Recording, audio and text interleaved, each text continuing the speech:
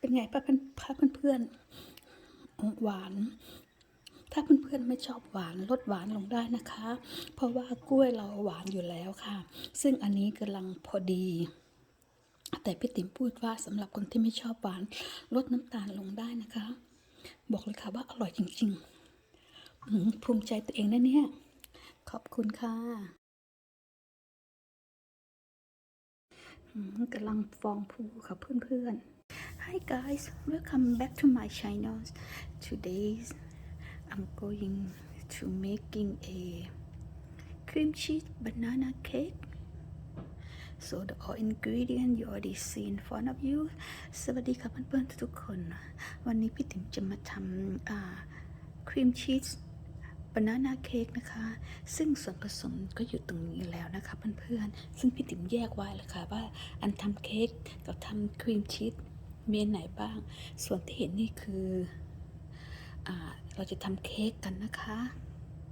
ส่วนที่เห็นข้างหน้าอันนี้คือส่วนประกอบที่จะทำครีมชีสกันนะคะเพื่อนๆซึ่งพี่ติ๋มได้แยกไว้ให้เลยค่ะสำหรับคนที่อยากจะเริ่มทำหัดทำครั้งแรกจะงงมากค่ะเพื่อนๆคือว่าถ้าทำได้ครั้งแรกและครั้งที่2ครั้งที่3จะเริ่มเข้าใจแล้วเพราะฉะนั้นพี่ติ๋มเลยแยกให้เลยค่ะสำหรับน้องๆที่ใครที่อยากจะเรียนกันนะคะมาเพื่อนๆเรามาทำกันเลยค่ะค่ะเพื่อนๆก่อนอื่นเลยเราจะมิกบัตเตอร์นะคะ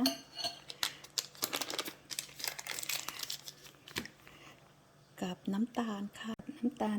1/4นะคะ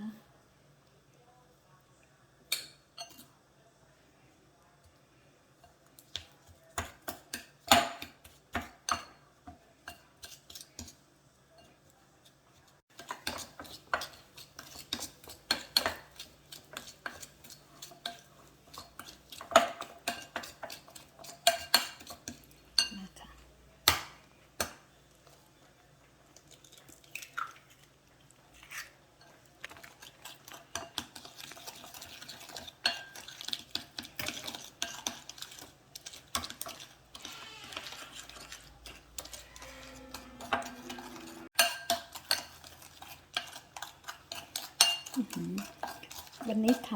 ำ2-3อย่างเลยค่ะทำไม่ทันละมาค่ะเราใส่กล้วยลงไปเลยนะคะ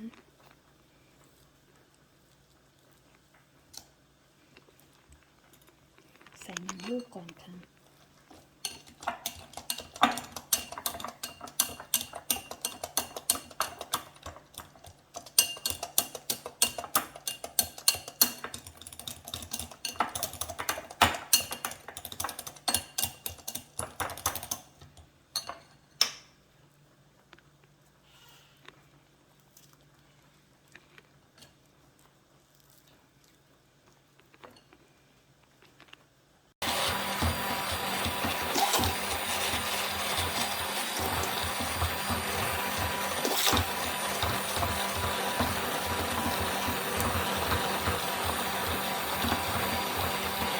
มาค่ะเพื่อน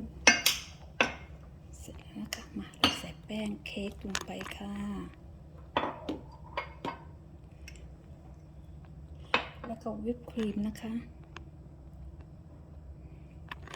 แต่พี่ติ๋มไม่มีวิปครีมพี่ติ๋มจะใช้ครีมเมอร์ค่ะลงไปนะคะแล้วก็เบกกิ้งโซดาค่ะ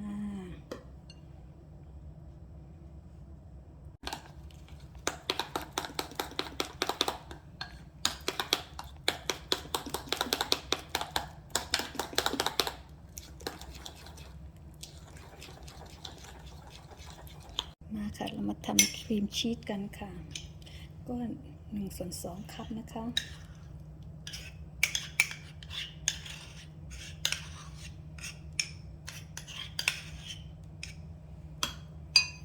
แล้วก็1/8น้ำตาลนะคะเพื่อนๆ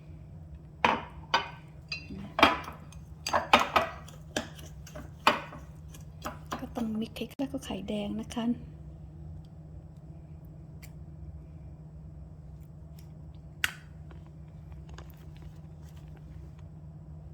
แล้วก็แป้งเค้กค่ะ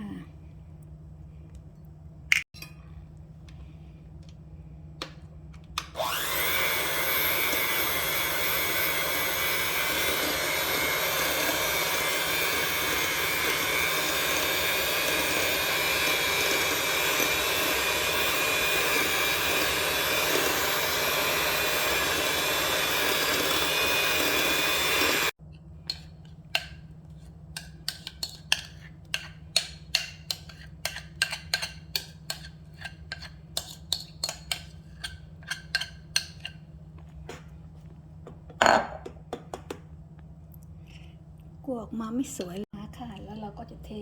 ครีมชีสลงนะคะ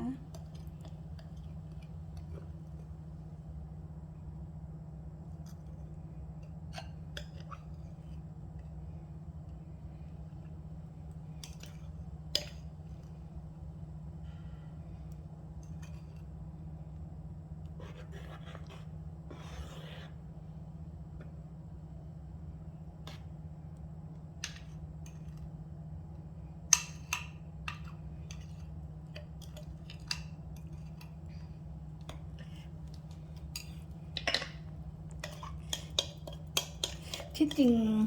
พี่ติ๋มทำสูตรนี้ถูกสูตรนะคะเพื่อนๆแต่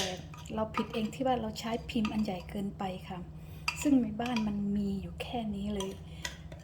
ลืมซื้อมาค่ะแล้วมันไม่ทันแล้วค่ะเพื่อนๆมันดึกละก็เลยจำเป็นต้องใช้อันนี้ไปเลยค่ะมันเลยไม่รู้จะออกมาสวยหรือเปล่านะคะเพื่อนๆก็ยังไงเป็นกำลังใจให้พี่ติ๋มด้วยนะคะดูเหมือนจะไม่สวยเลยแหละ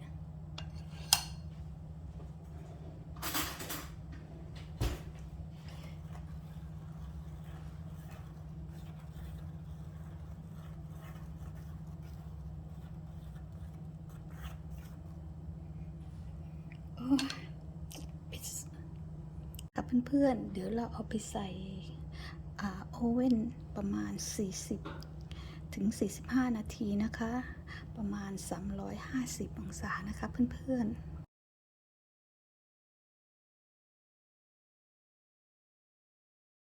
เสร็จแล้วค่ะเป็นไงคะ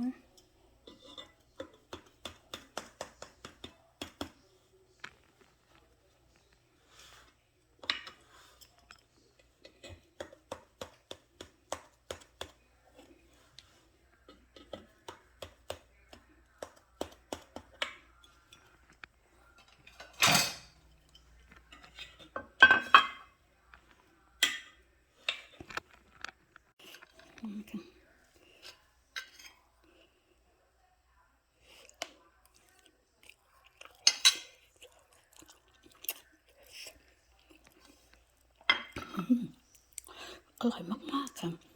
หวานเข้มข้นกำลังหวานพอดีค่ะเพื่อนๆได้รสกล้วยยิ่งหวานอีกอร่อยค่ะ